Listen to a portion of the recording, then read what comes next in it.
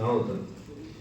पण over the period आपण कसं म्हणजे त्या दिव्यांग ह्या किंवा अपंगांचं कल्याण किंवा वेलफेअर ह्या विषयी आपण कसं पुढे गेलेलो आहे याचं एक उदाहरण सांगायचं झालं तर नावातच फरक झालेला आहे की अपंग किंवा कुठेतरी कमी असलेलं असं त्या नावाचा कुठेतरी मतितार्थ होता.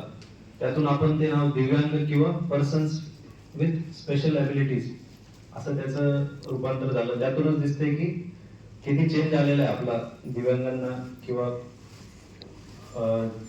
कुठली तरी एखादी व्यंग असलेल्या व्यक्तीला आपण जे पूर्वी दिव्य म्हणजे काहीतरी नाव दिलेलं होतं तर बघण्याचाच आपला दृष्टिकोन किती बदलला आहे. आणि ओव्हर द पिरियड सांगायचं झालं तर स्वातंत्र्यानंतर सुरुवातीचे काही दिवस फक्त कुठले इन्स्टिट्यूशन्स किंवा चॅरिटी असं कुठंतरी इथपर्यंत लिमिटेड होतं दिव्यांगांचं वेलफेअर.